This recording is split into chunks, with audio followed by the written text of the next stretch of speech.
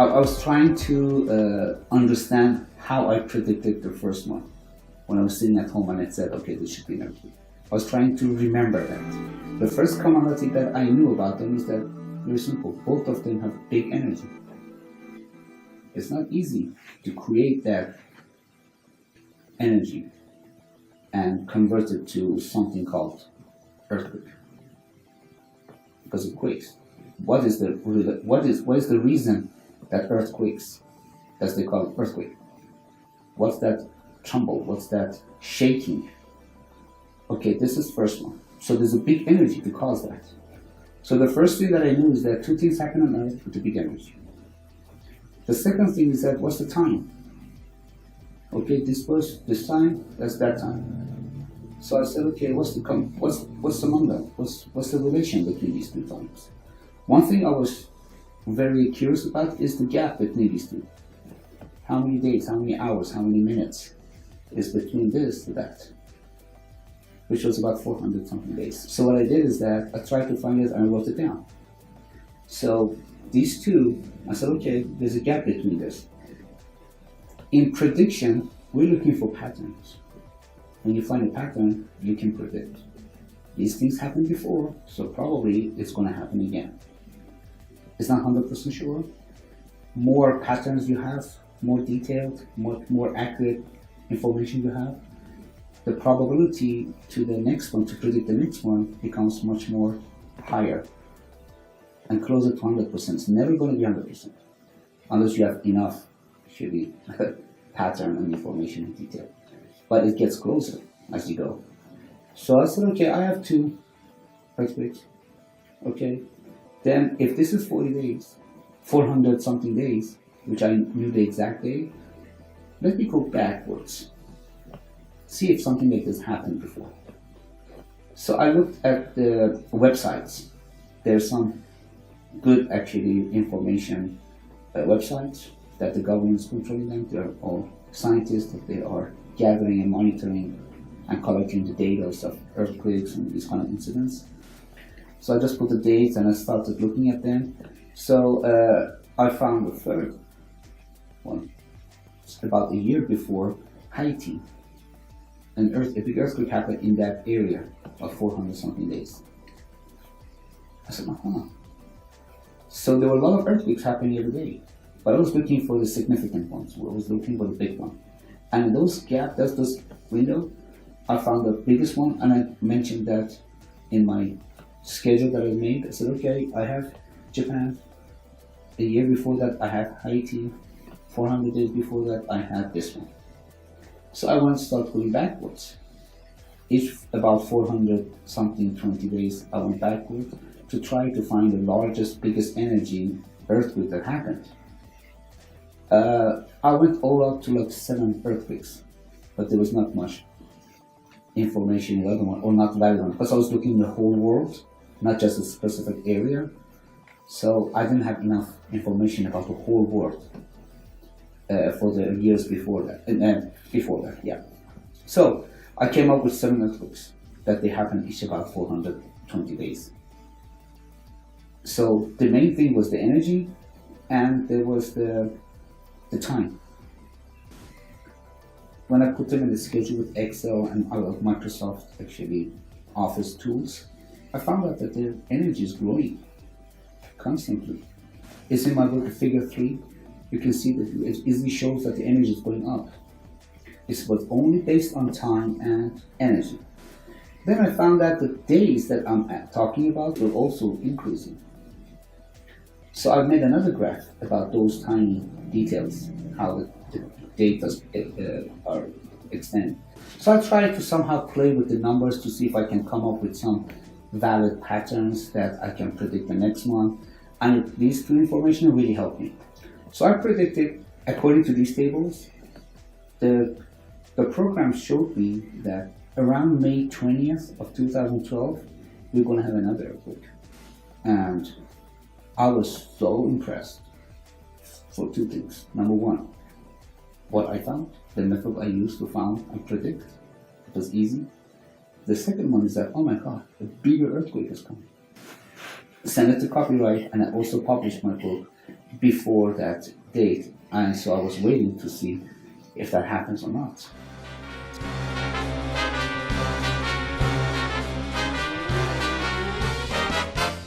So what I was looking at the beginning was only the magnitudes and the time. These are the two main factors of the earthquakes of what I was looking for to find out the pattern, right? But where on earth is going to happen? The location. And I didn't know. I had to come up with this third answer. So it might be here, it might be there, it might be anywhere. But if I can come up with a location, that would be much nicer to announce. I cannot announce the whole world to be careful in that 2 weeks or 3 weeks or 1 month, I don't know, to be ready. I cannot. It's impossible for me in that time. So I started looking at it. One thing came up to my mind, which I had the research before done, but it's actually making it much more stronger, is that when you look at all the earthquakes that happen in 1 year on Earth, if you have a map, a triangle-shaped map, a rectangle-shaped map, you see that most of the earthquakes are happening in the middle, a little bit above the equator, a little bit lower than the equator. But we rarely happen, to have an earthquake in North Pole or South Pole. So that was one of the things that it came up to my mind before, and I just remembered that there is something rotating around the Earth that causing the Earth, maybe, I don't know, that might be inside the Earth rotating or outside the Earth rotating. What if it's outside the Earth rotating? We have a lot of information about inside the Earth, not much about outside.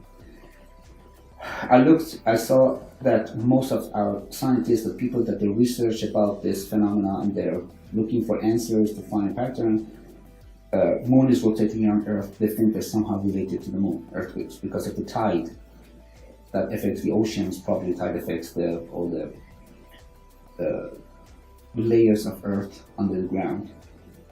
But I said, okay, maybe besides moon, there's also other planets. Sun. Remember I talked about the 365 days? So instead of looking under the ground for the answers about patterns of earthquakes, I started looking at the sky to see maybe I can find something. So one thing I knew is the coordinates of the earthquakes and their time and their magnitude. That's what I knew. So I need to find a coordinate to connect that coordinate with the coordinate of the Earth. The only thing I came up is the zenith point. The zenith point is, if I want to describe it, I can describe it this way. If I have two objects, if I connect the centers of these objects, that's the shortest distance between two objects. That, if I connect, for example, from Sun to Earth, that line will pass the Sun's surface, travels to the sky, and hits the surface of Earth, and then goes to the center of the Earth. The coordination, or the location that this line hits the surface of the Earth, I call that zenith point. It's calculatable. Many softwares are doing that. You can find them online, and it changes by time. So every second, because Earth is rotating around itself and moving around Sun, so this line changes its location, changes its coordination.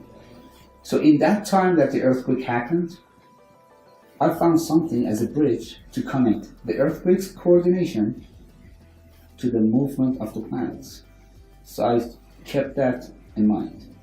And I looked at that time for the Sun's zenith point, the Moon's zenith point, and also the Jupiter's zenith point. So in that way, I connected the earthquake to the planet. So first, I wanted to look at a relation between Sun's coordination and Moon's coordination when those earthquakes happened.